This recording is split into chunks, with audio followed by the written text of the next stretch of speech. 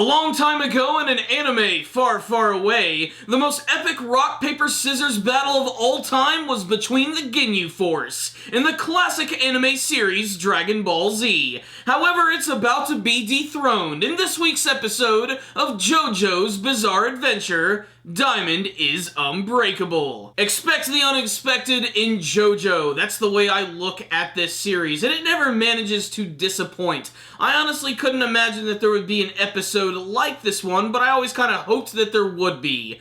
Rock, paper, scissors, John Kenpo, whatever the hell you want to call it, it's the main event of this week's episode of JoJo, and it makes for a surprisingly funny, intense episode. Fans of Rohan Kishibe will also love this episode as he's essentially the star, and he's going to be going up against another new devastating stand user by the name of Ken Oh Yanagi. Ken is this weird-looking kid, and weird's kind of like an understatement. I don't even really know what to make of this guy. I mean, even before he had the stand powers, the guy looked freaking weird as shit, wearing weird black leather held together with pins, and just overall just looking weird and goofy and almost like he was on some sort of high-powered drug. I don't know what the deal with this kid is, but Kira's father ends up giving him some stand powers thanks to the mystical bow and arrow, which not only leaves a hole in his cheek, but also ends up giving him this stand power, where his stand takes the form of this metallic-looking knight thing. It kind of looks like Tetsujin 28, the classic mech anime series from like the 50s and 60s for all those two people who actually know exactly what I'm talking about. But aside from turning into a giant robot-looking thing, it actually has the ability where it gets to play rock, paper, scissors with someone. And if Ken is able to beat someone 5 times or 3 times out of 5, he'll be able to absorb all of their energy, and that includes their stand power as well. He's also a meddlesome little bastard because he just basically spends this whole episode trying to fuck with Rohan Kishibe. And I have to admit, it's pretty funny actually seeing him get annoyed because he's definitely one of those characters that you either love or hate. And you know what? I love Rohan Kishibe. He's a douchebag, but he's a lovable douchebag. And thus we have an epic battle of douchebaggery. One massive douche versus one annoying kid prankster, and it leads to a lot of funny scenes.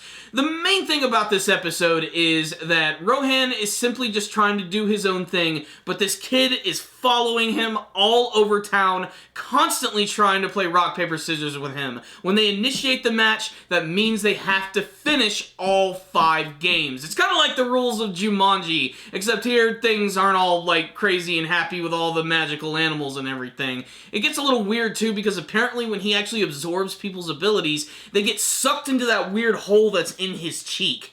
It's really weird and really freaking strange. Not to mention the actual rock, paper, scissors battles they have are really tense and really put you at the edge of your seat. You never really know what the characters are going to pull as they constantly try to get into each other's head, which is exactly what a game of rock, paper, scissors is like. That and the fact they make everything just look really super and over the top when they're jumping around in the air, getting ready to pull their special moves. And the way that Rohan actually ends up beating this kid is really, really damn weird because you'd think with his abilities, Heaven's Door, that he'd just be able to simply write down, don't attack me, don't mess with me. It actually doesn't work. As long as this game is initiated, it is going to go down. But in the final match, where it looks like he's actually going to lose, he takes advantage of the fact that he ran into Josuke and old Joseph Joestar, and of course that little girl, the one who turns invisible. And he actually uses her as his ultimate trump card, because he uses Heaven's Door on her, which allows her to be sort of like the trump card for him to save him from actually being attacked and losing in that final match, having the baby actually turn his attacks or anything that he calls into the unlucky rock, which means he's going to win. And then, for some weird reason, this kid just decides, oh, I'm having a bad day, I guess I'll kill myself. So he jumps into the road, getting ready to get slammed by this freaking truck, but that's when Rohan decides to jump in because he was basically liking his moxie, and he got to see how lucky Rohan really is, because the photo of Kira's father actually ends up getting right in front of the truck and blinding the driver, who ends up like careening off of the side of the road. Just What the hell, man? This episode was ridiculous. So what's the rundown on this week's episode of JoJo? I still love how creative this series can get, and this week's episode really took that up to 11. The fact that we're already starting to have some brand new villains who are being introduced, if you even want to call Ken Oh Yanagi a villain, I don't consider him one whatsoever. I mean, yes, he was hit by the bow and arrow, and he's being slightly influenced by Kira's father, but he didn't have enough time to develop his stand, and basically he's just a kid having a lot of fun.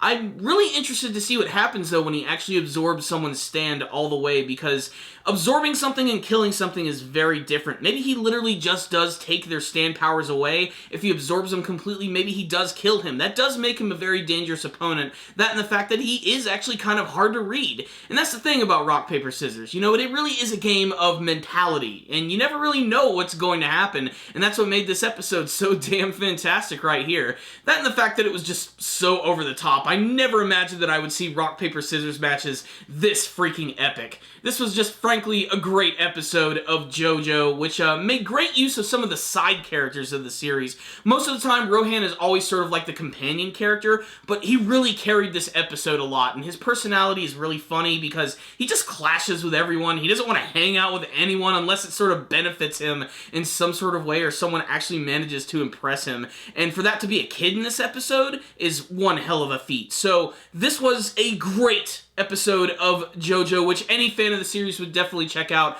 I'm really excited because this means there's a possibility we're going to see some more ridiculous stand users pop up as we get even closer to the finale, and if they're even as half as creative as the one I saw in this episode, then I think we're frankly in for a treat. What I will say is, great episode right here. I'm giving it a 5 out of 5. I got a lot of laughs from this episode, and it was surprisingly tense as well. So you heard my thoughts about this week's episode of JoJo. Make sure to tell me what you thought about it in the comments section below. Thank you guys so much for watching this review. I will see you next time. And as always, stay dandy, baby.